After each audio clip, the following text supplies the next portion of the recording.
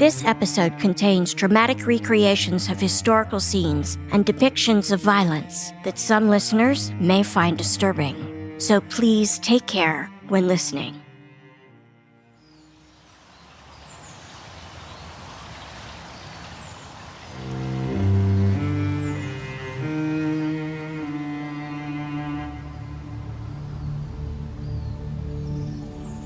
It's a serene September morning in 1935, about 2 miles north of the Scottish farming village of Moffatt, an area known as the Devil's Beef Tub.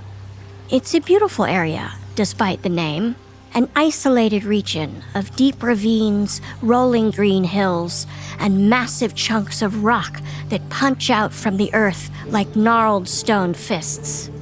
The River Annan winds through it all, flowing out to the sea. It's a lonely, striking place that attracts hikers and nature lovers from around the United Kingdom. People like 24-year-old Susan Johnson and her 19-year-old brother, Alfred. Susan and Alfred are tourists from the Glasgow area, just out for a morning stroll on a lovely fall day. Birds are chirping, the skies are blue. Then, crossing an old stone bridge, Susan and Alfred stumble upon a brutal scene so dark and out of place, it's hard for them to make sense of what they're actually seeing. They'd gone there on a fishing holiday and had been out walking.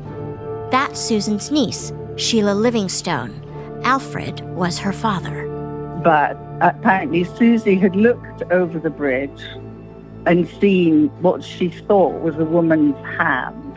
And Father had scrambled down into the ravine. And he had unwrapped one of the parcels and seen a face looking up at him. Except that it's not actually a face. Not anymore. The skin has been completely removed. So have the eyes, the nose, the lips, the ears and teeth. They've all been cut away. It's absolutely unimaginable. Alfred stares down in shock at this thing, this adult head wrapped in a child's onesie. Aunt Susie was a very talented fisherman, and Father was a great shot. They slayed everything that moved and ate it, so that they were quite used to things gruesome. But I can assure you, they weren't used to anything like this. The choking stench of decomposition drifts up to Susan on the bridge as she looks down at her brother. Alfred stands up and turns away from the rotting head. He gazes downstream, hoping his stomach will settle. It's not going to. What he sees are more packages strewn about on the grassy banks. Arms and legs partially wrapped in torn cloth and newspaper. He notices hunks of something scattered among the weeds. He's not sure what it is, but the flies and maggots have already figured it out. Human flesh, all dumped like garbage, left to rot in the pale September sun. It's a lovely area. It's very beautiful. Lots of lovely woods. Very calm and peaceful. The last thing you'd expect to find would be something as gruesome as that. But there's something here that reaches far beyond gruesome. Something about the mutilated remains left in this tranquil Scottish ravine that speaks to another level of violence. To have people dismembered, it's so extreme. It's the idea that a human being could do that. And I am a human being, and, someone like me did something like that. You think, could I ever? The horror of, oh my God, we are people, and this is the sort of stuff that people do. What Sheila's aunt and father discovered that morning nearly 9 decades ago in this small town of Moffatt would make headlines around the world and would lead to a bizarre and problematic investigation.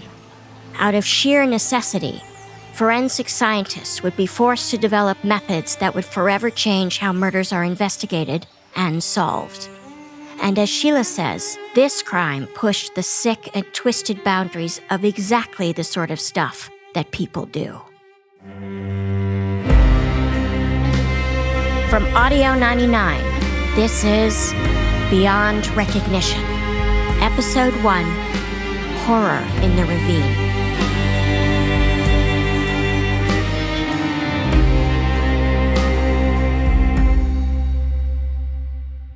I'm Yardley Smith, and I co-host another podcast you might have heard of called Small Town Dicks.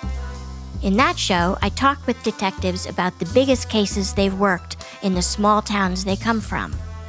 One of our favorite guests has been Tom Wood. Tom is a retired Deputy Chief Constable from Scotland.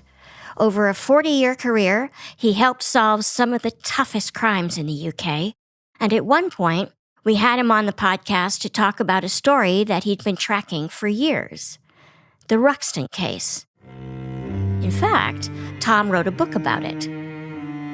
The Ruxton case is an appalling, grisly crime, which, unfortunately, there are a lot of appalling, grisly crimes.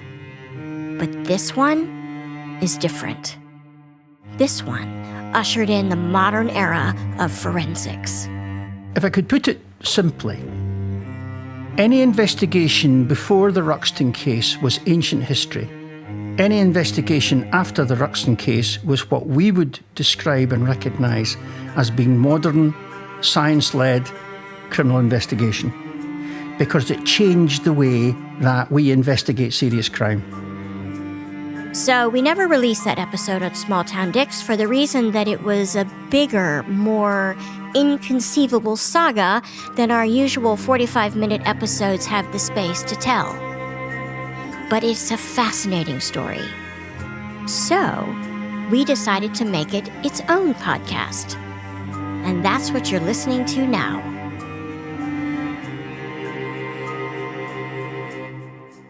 So me, I'm a bona fide true crime enthusiast. As co-host of Small Town Dicks, I've heard a lot of true crime stories, and I've heard a lot about forensics.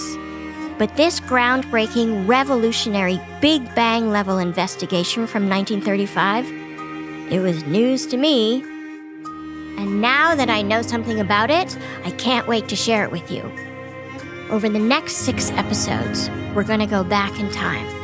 We'll be talking to the last surviving relatives of the people connected with the case, because everyone who was directly involved back in the 1930s is dead. But we're going to bring key moments of the story back to life through dramatic readings and recreations based on our deep research.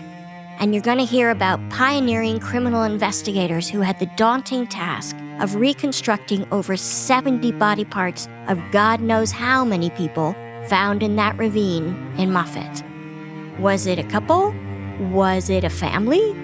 Were they old, young, male, female? It was all a mystery. And beyond trying to solve those questions, the cops had another job, the obvious one. They had to figure out who actually committed the crime. How many killers, with how many knives were behind this display of carnage worse than anything authorities had seen since Jack the Ripper? The UK's top detectives and forensic scientists were up against a monumental task which was unlike anything they dealt with before. First, it bears remembering that this was long before DNA testing, obviously, long before blood analysis, profiling, crime scene management. I mean, there's no floodlights for night work, no yellow police tape to keep people from trampling across your crime scene, and cell phones? Of course not. Most people in the UK didn't even have telephones. But if you opened a British newspaper in 1935, you'd have read every gory detail of the Ruxton case.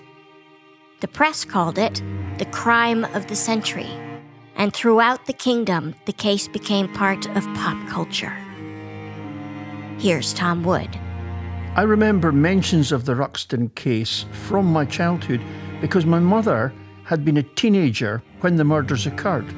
And of course, the Ruxton murders were the story of the age. I mean, there was incredible media coverage of the Ruxton case.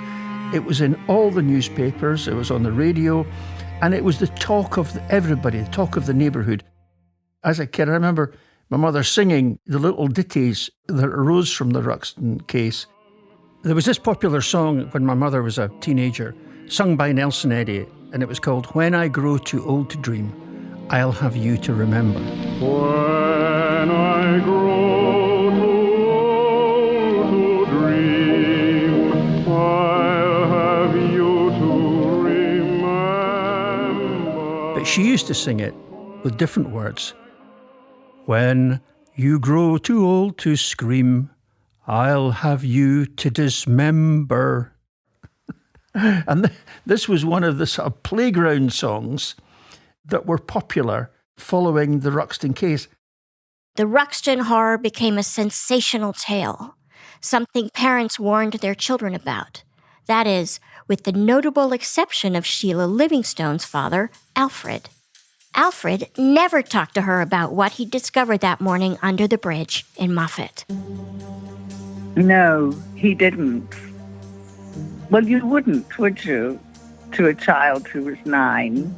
You wouldn't say, one day I found people, cut up in pieces in a ravine.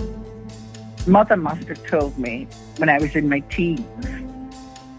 When I was at that stage, we were all reading the devil-worshipping books.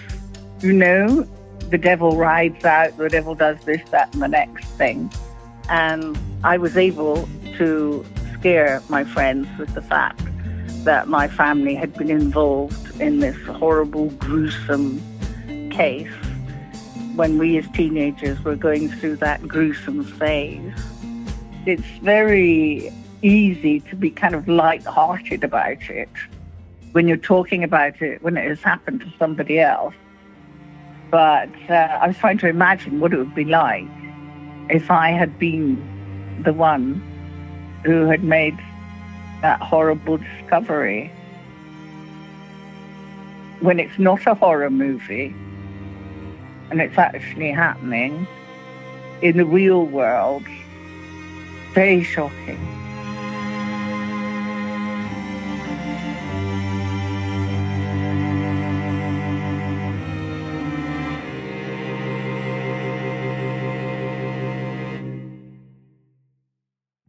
Before Tom Wood retired from the police force in Edinburgh, Scotland's capital city, he rescued a forgotten, bulging file on its way to the trash bin.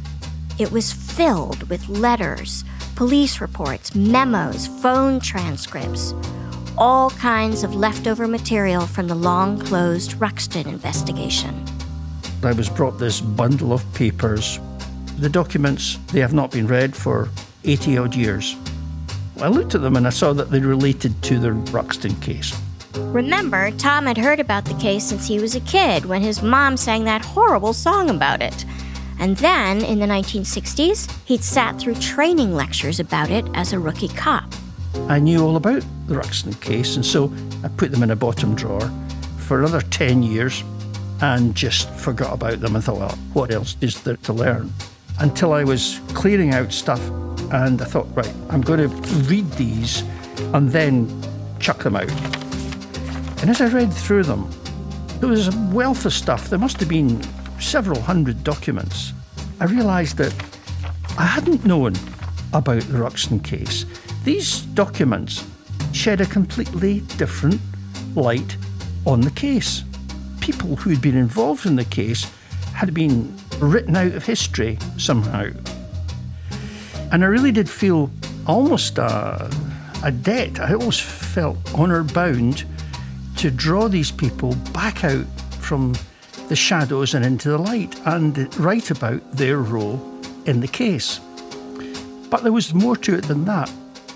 The way that I investigated crime in the 1970s and 80s and the 90s, and the way that crime is investigated now, really in a large part, is due to the legacy of this case.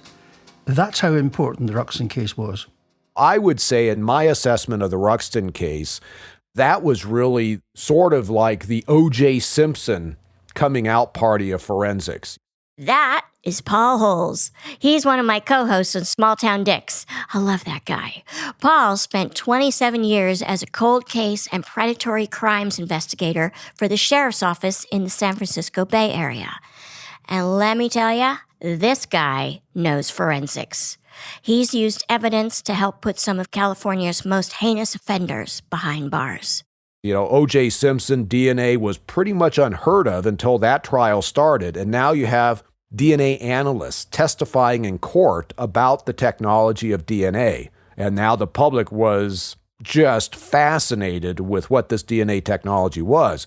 In the Ruxton case, more weight had to be put on the scientific and medical testimony, and it's complex. And for these experts to try to convey this to lay persons, and these are lay persons back in the 1930s, right? So science was something that most of them probably really didn't have any type of education in.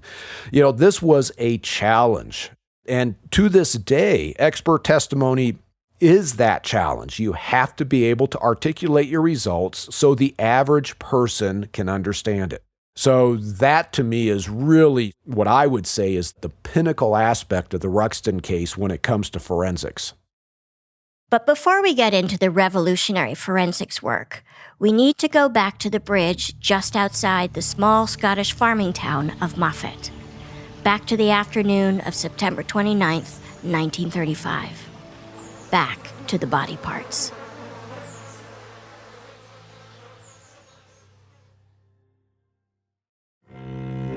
It's been 4 hours since Susan Johnson glanced over the parapet of the Garden Home Bridge, where down in the stream bed she saw what she would describe for the rest of her life as a woman's severed arm waving at her.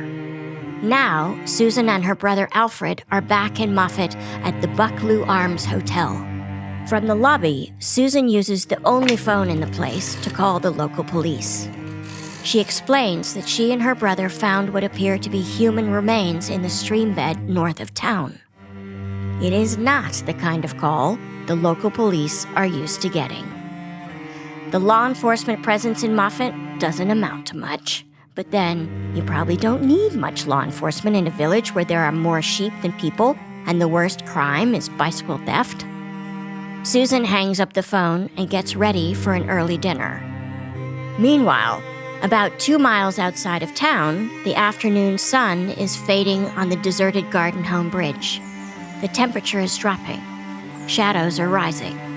And down there in the gully, next to the trickling stream, the woman's severed arm is waving at nobody. But not for long. On that Sunday afternoon, the only person on duty in the police station was Sergeant Robert Sloan. He's the officer in charge of the Moffatt police station. There's a few men, 3 or 4 men. They didn't have any police cars. They were all on bikes at that time. And he gets the call and he has to deal with it. Sergeant Sloan arrives at the Bucklew Arms Hotel. There, he interviews Susan and Alfred, nodding slowly as they talk, jotting down notes in pencil. He's familiar with the bridge. There's a path down there along the stream used by local couples. It's secluded and lonely. It's an ideal spot for a lover's lane. Or a brutal murder. Around 4 o'clock, Sergeant Sloan asks Alfred to walk with him to the body site. They head north on High Street, the main road that goes in and out of Moffatt. The small shops dwindle as the landscape changes into deep green fields and low, rolling hills with flocks of grazing sheep. Alfred shoves his hands in his pockets against the chill, while Sloan pushes his bike alongside him. They don't talk much. Here's Janet Tildesley. She lived in Moffatt for 26 years. So it's quite an empty, quite a deserted road that goes up to Edinburgh, but there are kind of like moors and fields on either side of it. So if you were going to get rid of bodies, you'd have to park the car and you'd have to take all the body parts out and you'd have to walk somewhere and bury them or dump them. Whereas this it's a ravine. Tildesley knows the area really well. She's a trustee at the Moffatt Museum. It's not something I've given a great deal of thought to about where to dump bodies, but if I was driving from Moffatt up to Edinburgh, I can't think of any other spots where there is a drop right at the side of the road. As Sergeant Sloane approaches the bridge near that drop, Alfred begins to point out where to look for the parcels. But he really doesn't have to. The smell leads the way. This is from Sergeant Sloane's police report, dated 29th September 1935. On arriving there, I looked over the east parapet.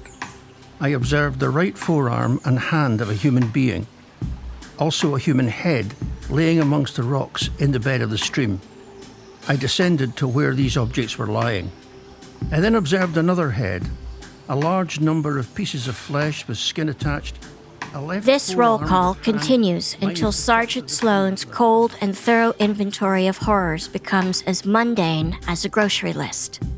So, on his own, Sloane scrambles down into the bed of the ravine, which is strewn with decomposed, stinking body parts. Some of them are lying out in the open, some of them are wrapped in newspaper and old cloth. The blue bottles and maggots are everywhere. And that's the scene that faces him.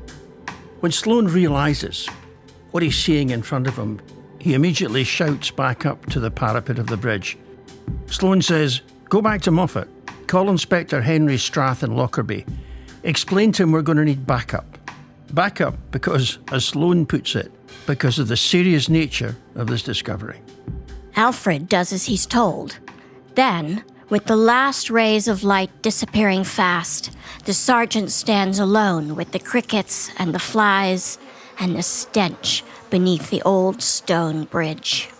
He lights up a Woodbine cigarette and stares at the litter of human debris. Robert Sloane was not a trained detective. He had no criminal investigation experience. He had no equipment. He had nothing, literally nothing. Sloane joined the Dumfries County Police 15 years ago. The crimes he's dealt with have been minimal, stuff like vandalism and Saturday night drunks. He's been a good, capable cop, and he was promoted to sergeant in 1932. But in all those years on the job, he's never seen anything remotely like what's been found under the Garden Home Bridge. So Sloane improvises a plan of action, and wait for it, that plan will define the future of forensic police work. Robert Sloane, how I do not know, still amazes me how he carried out such a perfect crime scene management exercise. He controlled the scene, he made notes, he made measurements.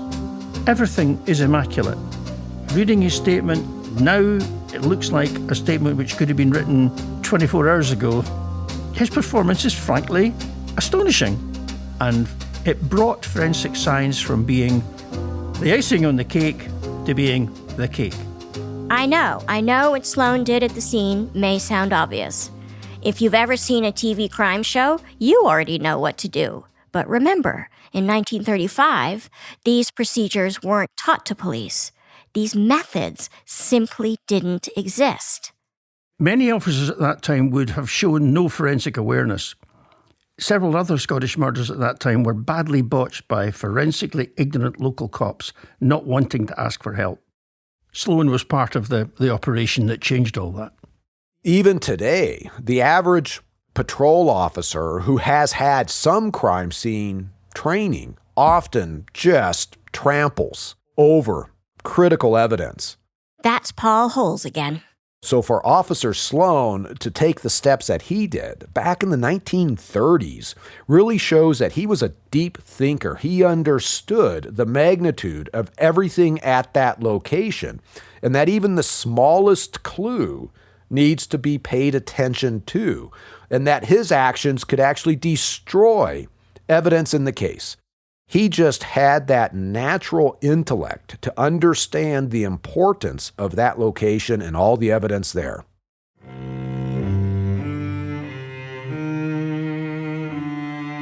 I am Robert Sloan, and my grandfather was Robert Sloan, the police sergeant who was involved in the Buck Ruxton case in Moffatt in the 1930s. My grandfather meticulously drew the site and took measurements and laid everything out. Sadly, that's about all Sloan knows about his grandfather, who died in 1940, 12 years before Robert was born. I think to actually go down into that gully where the body parts were and make the discovery that he made, it must have been horrendous for him. It's unimaginable. It's unimaginable. Today, all the relatives that knew Robert Sloan's grandfather are dead. There are no memories to recall, no stories to tell. Robert's only connections with the man are an old photograph and the name they share. And that causes me a bit of grief as well. It's because there's so much. I've got so many questions and they'll never be answered. They'll never be answered.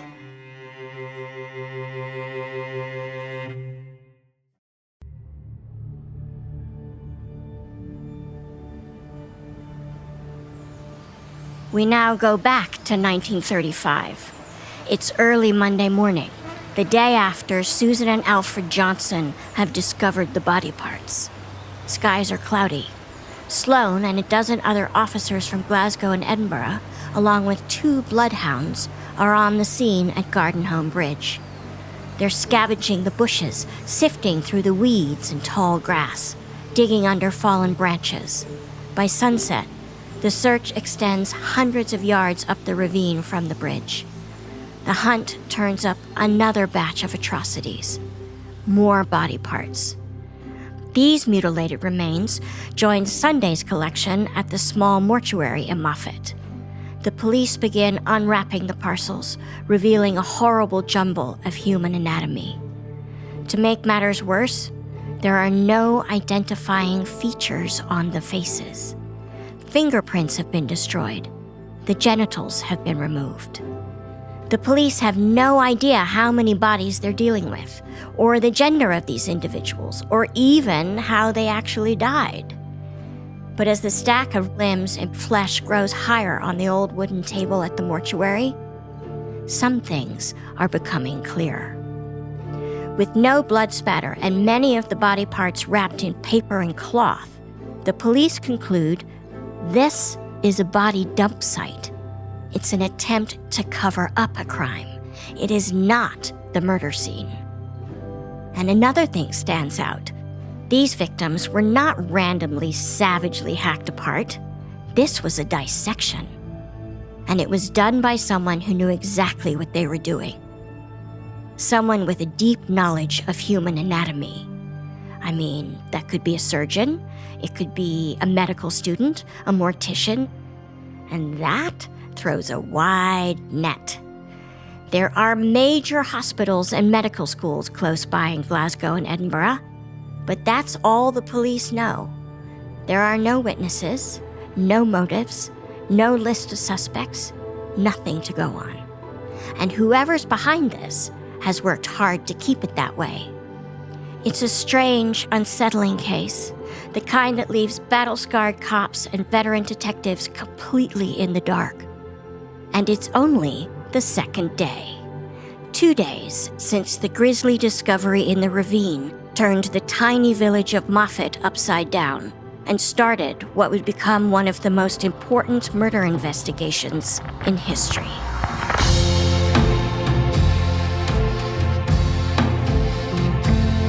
Coming up on Beyond Recognition. They thought that these two were made in hell for each other. Every house has got a room that is ideal for dismemberment. This was Agatha Christie come to life. Beyond Recognition was written and produced by Peter Gilstrap. I'm your host, Yardley Smith.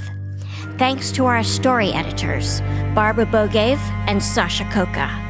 Logan Heftel was our sound supervisor, with editing and sound design from Soren Bajan, Sarah Ma, Christina Bracamontes, and Aaron Phelps. Field recordings in Moffatt and Lancaster were captured by Sean Kerwin and Kit Cummings. Original music was composed by Logan Heftel. The series was produced by Audio 99 under the direction of executive producer Gary Scott. Our social media maven is Monica Scott. Beyond Recognition was inspired by the book Ruxton, The First Modern Murder, written by Tom Wood.